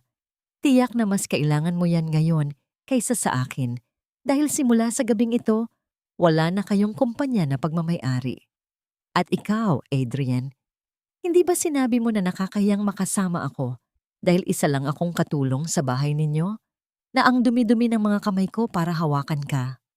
Lumuhod ang ama ni Monica sa harap ni Sofia, hinawakan ng laylayan ng mesa habang nagmamakaawa ng may luha sa kanyang mga mata. Mahal na prinsesa, patawad po. Hindi po namin alam ang katotohanan. Huwag ninyong ipasara ang kumpanya namin. Si Adrian ang may kasalanan ng lahat. Siya ang nanggulo rito. Sumubok din si Adrian na lumapit upang hawakan ang mga paa ni Sofia, ngunit mabilis siyang hinarangan ng mga matitikas na opisyal ng maharlikang hukbo. Itinulak siya ng mga ito, pabalik sa sahig ng walang kaunting awa. Pia? Sofia, sa patawad. Mahal kita, Pia. Ginawa ko lang naman yon para sa atin. Nag-overwork lang ako kaya ganun ang mga nasabi ko. Please, bigyan mo ako ng isa pang pagkakataon. Tiningnan siya ni Sofia mula sa itaas. Ang kanyang mga mata ay walang kahit anong natitirang emosyon, kundi isang napakalalim at malamig na kapayapaan. Ang pangalan ko ay Prinsesa Sofia ng Eldoria, Adrian. At ang babaeng nagmahal sa iyo ng buong tapat ay pinatay mo na sa gabing ipinakilala mo siya bilang katulong sa harap ng mundo. Ngayon, tingnan natin kung paano ka mabubuhay nang wala ang katulong na nag-angat sa iyo mula sa putikan. Dahan-dahang isinuot ni Lolo Ben ang isang napakagandang kulay asul na kapanagawa sa mamahaling sutla sa mga balikat ni Sofia. Ang bawat tiklop ng tela ay tila nagbabalik ng kanyang tunay na kapangyarihan at karangalan na matagal nang nawala sa madilim na sulok ng bahay ni Adrian. Sa bawat hakbang ni Sofia palabas ng VIP room, ang kanyang postura ay tuwid. Ang kanyang lakad ay puno ng biyaya at awtoridad na nagpilit sa lahat ng mga mayayamang bisita sa pasilyo na dahan-dahang gumilid at yumuko sa takot at paggalang. Sumunod si Adrian na gumagapang sa sahig, pilit na inaabot ang dulo ng kapa ni Sofia habang umiiyak ng napakalakas. Ang kanyang mukha ay puno ng luha at putik mula sa sahig. Pia, pakinggan mo ako. Mag-usap tayo ng maayos. Alam kong nagkamali ako, pero tao lang ako na natukso sa yaman at promosyon. Patawarin mo ako. Pakiusap. Huwag mo akong iwanan ng ganito. Sumigaw din si Aling Tessie mula sa likod habang hinahabol ang dalaga. Ang kanyang boses ay puno ng panginginig at takot, ngunit may pilit pa ring pag-asa na makuha ang awa ng prinsesa. Pia, ako ito, ang biyenan mo. Inalagaan kita sa bahay namin, di ba? Kahit papaano ay naging pamilya mo rin kami. Huwag mo kaming gawin ng ganito, Pia. Maawa ka sa matandang ito. Hindi man lang lumingon si Sofia. Ang kanyang mga mata ay nanatiling nakatitig sa unahan habang binabagtas niya ang malawak na lobby ng hotel. Ang mga gwardiya at empleyado na kanina lang ay nagtatawanan at tumitingin sa kanya nang may halong pag-alipusta ay nakatayo ngayon sa magkabilang gilid. Nakayuko ang mga ulo at hindi man lang makatingin ng diretso sa kanya sa labis na kahihiyan at takot na baka mawalan sila ng trabaho sa loob ng isang saglit. Nang makalabas si Sofia sa pangunahing pinto ng hotel, ang buong kalsada ay tila naging isang malaking tanghalan ng kapangyarihan. Isang dosenang makikintab at itim na SUV na Bokthep ang nakaparada sa tapat ng lobby. Ang kanilang mga ilaw ay nagniningning sa ilalim ng madilim na langit. Ang mga maharlikang sundalo na nakaunipormeng puti at ginto ay nakatayo sa isang perpektong linya, mabilis na sumaludo nang makita ang kanilang prinsesa. Bago pa man lumapit si Sofia sa gitnang sasakyan, marahan siyang hinarangan ng isa sa mga opisyal upang iabot sa kanya ang sapphire necklace ng kanyang ina. Ang mga gwardiya ay magalang, ngunit matatag na tinanggal ang kwintas mula sa leeg ni Monica sa loob ng VIP room bago sila lumabas. Hinawakan ni Sofia ang asul na hiyas, naramdaman ang lamig nito sa kanyang palad. Sa wakas, ang alaala ng kanyang ina ay malinis na muli mula sa dumi ng kasakiman nina Adrian at Monica. Tumingin si Sofia pabalik sa huling pagkakataon. Doon, sa ilalim ng malamig na ulan sa labas ng hotel, nakatayo sina Adrian, Monica at Aling Tessie habang pinipigilan ng mga hotel security guard na lumapit sa kanya. Si Monica ay umiiyak habang tinitingnan ng kanyang ama na kasalukuyang inaatake sa puso dahil sa balita ng pagbagsak ng kanilang kumpanya. Sumakay si Sofia sa loob ng marangyang SUV. Nang dahan-dahang sumara ang pinto ng sasakyan, ang tunog ng tahimik at ligtas na silid ay tuluyang pumawi sa mga sigaw at pagmamakaawa ng pamilyang sumira sa kanyang tiwala. Habang umaandar ang convoy patungo sa kanyang bagong simula, lumingon si Lolo Ben kay Sofia at may iniabot na isang napakagandang pumpon ng mga puting liryo na may kasamang maliit na sulat. Mahal na prinsesa, may nagpadala po nito sa inyong suite mula sa kaharian ng kalapit na bansa. Sabi po sa sulat, maligayang pagbabalik iyong kamahalan. Matagal ko nang inaantay ang iyong pagbabalik sa trono. Isang banayad ng ngiti ang sumilay sa mga labi ni Sofia habang tinitingnan ang mga liryo. Ang kanyang puso ay nagsisimula nang gumaling mula sa matinding sugat ng nakaraan. Samantala, sa labas ng hotel, maririnig ang malakas na sigaw ni Monica habang itinutulak si Adrian sa basang kalsada. Walang silbi, kasalanan mo ang lahat ng ito. Kayo ng katulong mong ina ang sumira sa buhay ko. Lumayas kayo sa harap ko. Naiwang nakaluhod si Adrian sa gitna ng basang kalsada, nakatitig sa kanyang mga palad na puno ng dumi at putik. Habang unti-unting lumalayo ang mga ilaw ng sasakyan ni Sofia patungo sa lugar kung saan kailanman ay hindi na niya ito maabot. Napakalamig ng umaga matapos ang gabi ng matinding bagyo. Sa loob ng maliit na bahay na inuupahan ni na Adrien, ang bawat sulok ay tila nawalan ng init. Nakaupo si Adrien sa sahig ng kanilang sala. Gusot-gusot pa rin ang kanyang mamahaling Amerikana na ngayon ay puno ng mantsa ng putik at ulan mula kagabi. Sa kanyang tabi, walang tigil sa pag-iyak si Aling Tessie habang hawak ang kanyang dibdib. Dahan-dahang natatanto ang bigat ng kanilang ginawang pagkakamali. Ang katahimikan ng bahay ay mabilis na nabasag nang marinig ang sunod-sunod na katok sa pinto. Nang buksan ito ni Aling Tessie, hindi si Sofia ang kanyang nakita, kundi ang may-ari ng bahay na may kasamang 2 barangay tanod. Aling Tessie, may dala akong masamang balita. Ang pondo na ginagamit pambayad sa upa ng bahay na ito, bawat buwan, na galing pala sa isang sekretong trust fund, ay tuluyan ng pinatigil simula kaninang madaling araw.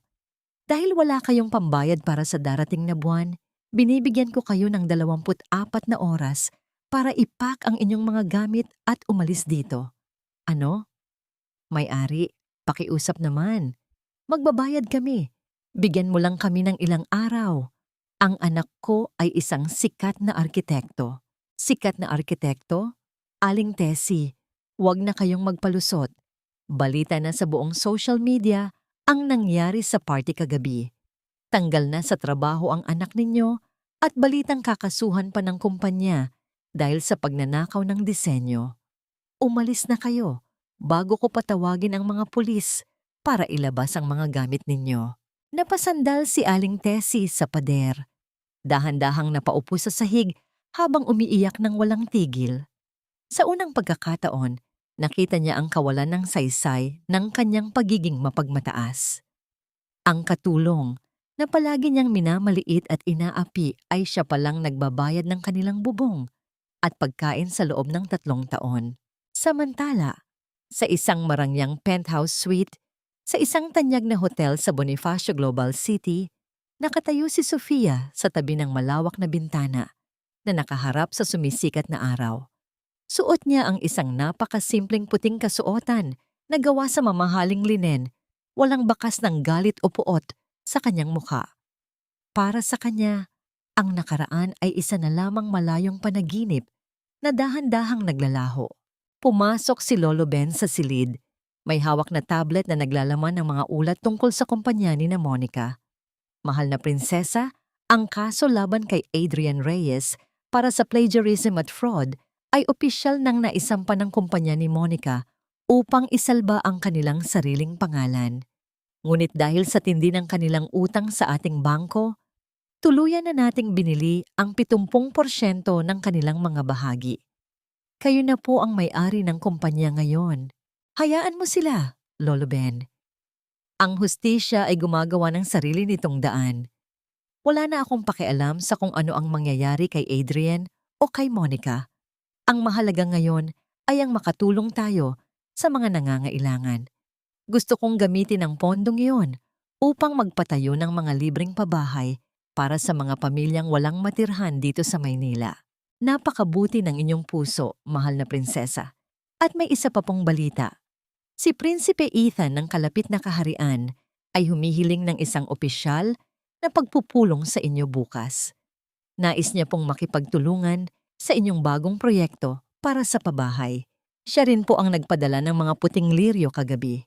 Ngumiti si Sofia ng dahan-dahan. Naramdaman niya ang isang uri ng pag-asa na matagal nang nawala sa kanyang buhay. Ang bagong simula ay hindi na lamang isang pangarap, kundi isang katotohanan na dahan-dahang nagbubukas sa kanyang harap.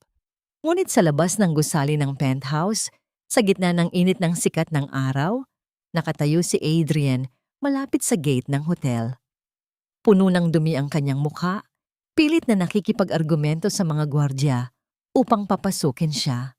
Pia, pakiusap, hayaan mo akong makapasok. Alam kong naririyan ka. Sofia, patawarin mo ako. Ang mama ko, may sakit siya. Wala kaming matitirhan ngayon. Sofia! Hinarangan siya ng mga armadong gwardiya ng hotel at itinulak palayo sa gate. Tumingin si Adrien sa itaas. sa direksyon ng penthouse suite kung saan nakatayo si Sofia. Nakita niya ang isang anino ng isang babaeng nakaputi na nakatayo sa balkonahe, ngunit bago pa man niya maitaas ang kanyang kamay upang sumigaw muli, ang babae ay dahan-dahang tumalikod at pumasok sa loob. Iniwan siya sa gitna ng kanyang sariling impyerno. Sa loob ng isang makipot at madilim na kwarto sa isang paupahang kwarto sa tondo, nakaupo si Adrienne sa gilid ng maliit na kama na may amoy ng amag. Ang init ng panahon ay tila sumasakal sa kanyang buong pagkatao, habang ang tunog ng ingay ng mga sasakyan sa labas ay walang tigil na nagpapaalala sa kanya ng kanyang kasalukuyang kalagayan. Hawak niya ang isang liham mula sa Professional Regulation Commission, ang opisyal na desisyon na nagpapasuspinde sa kanyang lisensya bilang arkitekto dahil sa napatunayang plagiarism at fraud. Ang kanyang pangarap, ang kanyang karera na binuo sa ibabaw ng mga kasinungalingan ay tuluyan ng naglaho sa loob ng isang saglit. Sa sulok ng kwarto, nakahiga si Aling Tessie sa isang manipis na kutsyon habang walang tigil sa pag-ubo. Tinititigan niya ang isang maliit na mangkok ng murang instant noodles sa tabi niya.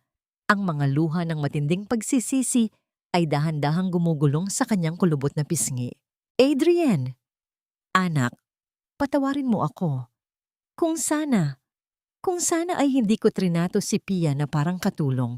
Kung sana ay tinanggap ko siya ng buong puso bilang anak ko. Tiyak na hindi tayo nagdurusan ng ganito ngayon. Napakabuti niyang bata.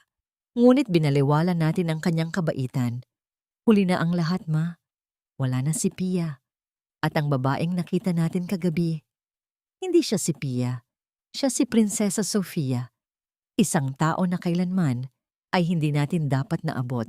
Samantala, sa isang tahimik at eksklusibong hardin ng isang sikat na restaurant sa Tagaytay, nakaupo si Sofia kasama si Prinsipe Ethan. Ang simoy ng hangin doon ay napakalamig at may amoy ng mga sariwang bulaklak. Si Prinsipe Ethan ay isang matikas na lalaki, may mga matang puno ng talino, at higit sa lahat, may paggalang na hindi kailanman naramdaman ni Sofia mula kay Adrienne. Tiningnan ni Prinsipe Ethan ang mga plano para sa proyektong libreng pabahay na idinisenyo ni Sofia.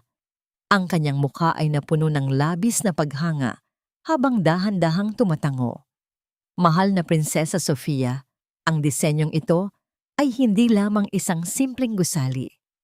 Ito ay isang kanlungan na puno ng pag-ibig at pag-asa para sa mga pamilyang walang matirhan. Napakapalad ko na maging bahagi ng proyektong ito kasama kayo. Ang inyong talento ay isang biyaya para sa mundong ito. Maraming salamat, Prinsipe Ethan.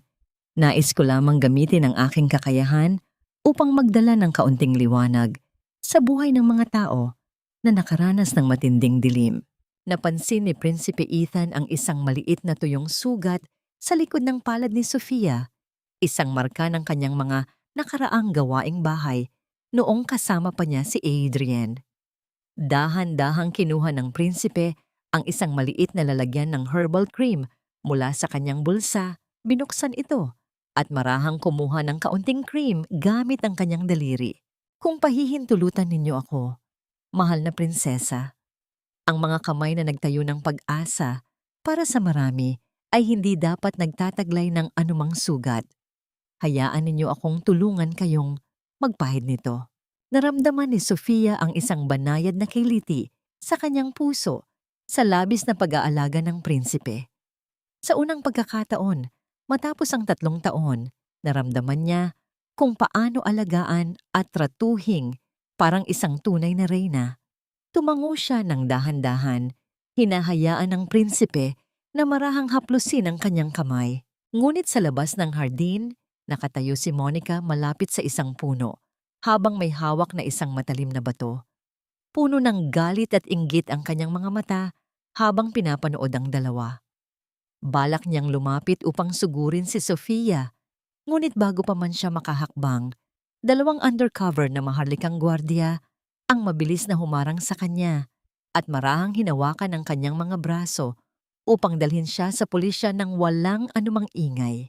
Nang makarating ang balita kay Adrian sa pulisya tungkol sa pag-aresto kay Monica dahil sa pagtatangkang manakit, wala siyang magawa dahil wala siyang kahit isang barya para ipansiyan sa rito.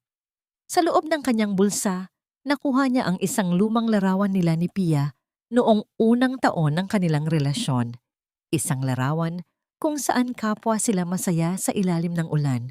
Pinanood ni Adrian ang larawan habang ang bawat patak ng kanyang luha ay dahan-dahang bumubura sa mukha ni Pia sa papel. Napagtatanto na ang pinakamalaking kayamanan na mayroon siya sa buhay ay kailanman ay hindi na muling babalik sa kanya. Maliwanag at puno ng pag-asa ang sikat ng araw sa araw ng pagbubukas ng proyektong pabahay na binansagang Sofia Housing Sanctuary. Sa gitna ng dating madilim at masikip na komunidad sa labas ng Maynila, nagtipon-tipon ang mga pamilyang walang matirhan upang salubungin ang kanilang bagong simula. Ang mga nanay, mga lola at mga bata ay may hawak na mga bulaklak na gawa sa makukulay na papel upang ihandog kay Sofia. Suot ang isang simpleng puting bestido, lumapit si Sofia sa isang matandang lola na nakatayo sa unahan ng pila. Sa halip na maging mapagmataas, kinuha ni Sofia ang kulubot na kamay ng matanda at marahan itong idinampi sa kanyang noo bilang tradisyonal na pagmamano. Ang simpleng galaw na yon ay nagdala ng luha ng labis na paggalang sa mga mata ng mga tao sa paligid. Salamat po, mahal na prinsesa. Ang inyong kabaitan ay isang malaking biyaya para sa amin na walang matakbuhan. Huwag po kayong mag-alala, Lolala. Ang tahanang ito ay para sa inyo. Karapatan ng bawat tao ang mabuhay ng may dignidad at pag-asa. Nakatayo sa tabi niya si Prinsipe Ethan na may mga matang puno ng pagmamahal at paghanga sa bawat galaw ni Sofia. Hindi niya mapigilang mapangiti habang pinapanood ang dalaga na tila ba isang anghel na nagdala ng liwanag sa madilim na mundo.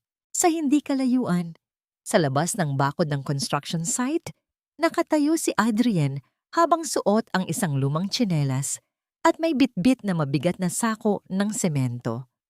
Dahil suspended ang kanyang lisensya bilang arkitekto, wala siyang ibang magawa kundi magtrabaho bilang isang simpleng construction worker upang may maipambili ng gamot para sa may sakit niyang ina. Pinanood ni Adrian si Sofia mula sa malayo. Nakita niya kung paano nagniningning ang dalaga sa gitna ng pagmamahal ng mga tao. Isang nagniningning na bituin na dati ay kasama niya sa ilalim ng iisang bubong. Ngunit ngayon ay hindi na niya maabot kahit kailan.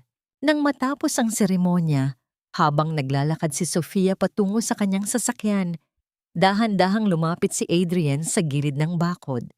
Hinarangan agad siya ng mga maharlikang gwardiya, ngunit pinatigil sila ni Sofia sa pamamagitan ng isang marahang senyas ng kanyang kamay. Lumapit si Sofia kay Adrian, ngunit may distansya pa rin na nagpapakita ng kanilang magkaibang mundo. Adrian, bakit ka narito? Pia? Sofia, nais ko lang humingi ng tawad. Hindi ko na hinahangad ang pera o ang katanyagan. Nais ko lang malaman, minahal mo ba talaga ako nung mga oras na magkasama pa tayo? Minahal kita ng higit pa sa aking sariling korona, Adrian. Handa akong talikuran ang lahat ng mayroon ako para lamang makasama ka sa isang simpleng buhay.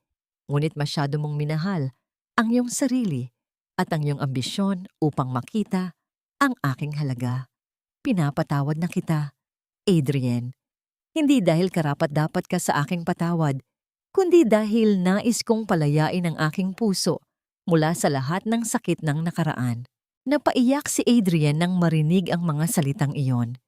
Yumuko siya ng napakababa sa labis na kahihiyan at pagsisisi. Dahan-dahang natatanto ang tindi ng kanyang nawala. Kumuha si Sofia ng isang maliit na lalagyan ng pagkain mula sa kanyang sasakyan at iniabot ito kay Adrian, isang simpleng gawin ng kabaitan na dati ay palagi niyang ginagawa para sa kanya. Ngunit ngayon ay ginagawa na lamang bilang isang pagtulong sa kapwa. Kumain ka na muna, Adrian, alagaan mo ang iyong ina. Sana ay maging aral ito sa iyo para sa susunod na pagkakataon. Lumapit si Prinsipe Ethan at marahang ipinatong ang kanyang kamay sa balikat ni Sofia. Binibigyan siya ng proteksyon at lakas. Tumingin siya kay Adrian nang may halong habag. Pagkatapos ay lumingon kay Sofia nang may napakatamis na ngiti. Mahal na Prinsesa Sofia, handa na po ang sasakyan. Maaari ko bang mahingi ang iyong kamay para sa isang hapunan mamayang gabi? Hindi bilang isang prinsipe, kundi bilang isang lalaking nais makilala ang tunay na ikaw. Tumango si Sofia ng dahan-dahan. Ang kanyang puso ay dahan-dahang napupuno ng isang bagong sigla na matagal na niyang hindi nararamdaman. Sumakay sila sa loob ng sasakyan at dahan-dahang umalis. Iniwan si Adrian na nakatayo sa gilid ng kalsada habang hawak ang pagkain. Dahan-dahang tinatanggap ang kanyang sariling tadhana. Ang gabi sa Manila ay puno ng ningning ng mga ilaw, ngunit sa loob ng isang maliit at madilim na kwarto sa Tondo, ang tanging ilaw ay ang buwan na pumapasok sa bintana. Nakahiga si Aling Tessie sa kanyang higaan, humihingal ng mahina, habang si Adrian ay nakaupo sa tabi niya, hawak ang kamay ng kanyang ina. Adrian, anak. Handa na akong humarap sa may kapal. Huwag mo nang hintayin ang pagbabalik ng dati nating buhay. Ang mahalaga ngayon ay natuto tayong maging tao. Sana ay maging mabuti ka na. Huminga ng malalim si Adrian. Tumulo ang luha sa kanyang pisngi habang hinahalikan ang noo ng kanyang ina. Sa wakas, ang kanyang pagiging mapagmataas ay tuluyan ng naglaho. Naiwan siyang nag-iisa sa mundong ito, dala ang mga aral na itinuro ng kanyang sariling pagkakamali. Samantala, sa isang rooftop terrace na overlooking sa buong syudad, ang hangin ay sariwa at puno ng bango ng mga jasmine. Nakatayo si Sofia sa harap ni Prinsipe Ethan habang pinapanood ang mga bituin. Ang suot niyang puting gown ay sumasayaw sa ihip ng hangin, tila isang reyna na nakahanap ng kanyang kapayapaan. Mahal na Prinsesa Sofia. Sa nakalipas na mga buwan, nakita ko ang iyong katatagan, ang iyong pagmamahal sa kapwa, at ang iyong ganda na hindi lamang panlabas, kundi mula sa kaibuturan ng iyong puso. Hindi ko hangad ang iyong korona o ang iyong kayamanan. Ang hangad ko lamang ay ang iyong puso. Handa ka bang simulan ang isang bagong kabanata kasama ako, hindi bilang mga prinsipe at prinsesa, kundi bilang dalawang taong nagmamahalan? Humarap si Sofia kay Ethan. Ang kanyang mga mata ay nagniningning ng tunay na kaligayahan na hindi niya kailanman naramdaman sa piling ni Adrian. Dahan-dahan niyang inabot ang kamay ng prinsipe at humawak ng mahigpit dito. Ethan, natutunan ko sa aking nakaraan na ang pag-ibig ay hindi dapat maging isang tanikala. Ito ay dapat maging isang liwanag na nagbibigay ng kalayaan. Kung handa kang maglakbay sa tabi ko, sa gitna ng tagumpay at ng mga simpleng hamon ng buhay, handa akong buksan ang aking puso sa iyo. Ang kanilang pagtatagpo ay tinatakan ng isang matamis at magalang na halik sa noo, isang pangako ng katapatan at paggalang na higit pa sa anumang material na bagay. Kinabukasan, isang simpleng seremonya ang ginanap sa palasyo para sa pagtatalaga ng mga bagong proyekto para sa bayan. Habang nakaupo si Sofia sa kanyang trono, hindi na niya nararamdaman ang bigat ng ginto na nakapatong sa kanyang ulo. Sa halip, ang nararamdaman niya ay ang gaan ng isang pusong malaya. Sa isang sulok ng syudad, si Adrian ay nakita sa isang maliit na kainan. Kumakain ng simpleng lugaw habang nagbabasa ng dyaryo tungkol sa tagumpay ng proyekto ni Sofia. Walang pait sa kanyang mga mata, kundi isang mapayapang pagtanggap sa kanyang tadhana. Alam niyang nahanap na ni Sofia ang nararapat para sa kanya. Ang bawat kabanata ng kanilang nakaraan ay tuluyan ng isinara. Si Sofia ay hindi na ang katulong na nagpapakababa, kundi ang prinsesa na nagpalaya sa sarili. Habang si Adrian naman ay natuto na ang tunay na halaga ng tao ay wala sa kung ano ang kanyang suot o kung gaano siya kayaman, kundi sa kung paano siya magmahal ng tapat at may paggalang. Sa huli, ang buhay ay hindi isang teleserye na laging puno ng gulo. Ito ay isang paglalakbay ng paghilom, pagpapatawad, at paghahanap ng tunay na kahulugan ng kaligayahan. Isang taon ang lumipas, ang hardin ng palasyo sa Eldoria ay puno ng mga liryong puti na namumukadkad sa ilalim ng mainit na sikat ng araw. Nakaupo si Sofia sa isang bench, hawak ang isang maliit na talaarawan kung saan nakasulat ang mga aral na kanyang natutuhan sa mahabang paglalakbay ng kanyang buhay. Una, ang pagpapatawad ay hindi nangangahulugan ng paglimot sa sakit, kundi ang pagpili na huwag hayaang ang sakit na yon ang magtakda ng iyong kinabukasan. Pinatawad na niya ang kanyang nakaraan, hindi dahil sa karapat-dapat ang mga taong nanakit sa kanya, kundi dahil karapat-dapat siyang magkaroon ng kapayapaan. Pangalawa, ang tunay na kapayapaan ay matatagpuan sa paglilingkod sa iba. Sa bawat batang nakatira sa Sofia Housing Sanctuary, sa bawat pamilyang may bubong na maayos at ligtas, nakikita niya ang bunga ng kanyang pagbangon mula sa pagkakalugmok. Hindi na siya ang babaeng nagtatago ng kanyang pagkatao. Siya na ngayon ang prinsesang nagpapatunay na ang tunay na kapangyarihan ay nakasalalay sa pagtulong sa mga nangangailangan. Pangatlo, ang pag-ibig ay hindi isang bagay na dapat ipaglaban nang walang kapalit sa isang taong hindi marunong magpahalaga. Ang tunay na pag-ibig, tulad ng nararamdaman niya para kay Ethan, ay isang paglalakbay kung saan ang bawat isa ay nagbibigay ng lakas sa halip na humihila sa isa't isa pababa. Tumingin si Sofia sa malayo. Sa hindi kalayuan, nakita niya si Ethan na naglalakad palapit sa kanya, may hawak na 2 tasa ng tsa. Sa likuran ni Ethan, isang batang lalaki ang tumatakbo, naglalaro sa ilalim ng mga puno. Ito ay isang bata mula sa housing sanctuary na madalas nilang dalawin. Ang eksenang ito ay ang larawan ng buhay na matagal niyang pinangarap. Prinsesa, handa na ang tsa, wika ni Ethan habang nakangiti. At handa na rin ang lahat para sa ating pagbisita sa bagong sentro ng edukasyon bukas. Ngumiti si Sofia at inabot ang kamay ni Ethan. Wala na ang mga peklat sa kanyang mga kamay dahil sa patuloy na pag-aalaga ng prinsipe. Wala na rin ang bigat ng nakaraan na dati ay dumudurog sa kanyang dibdib.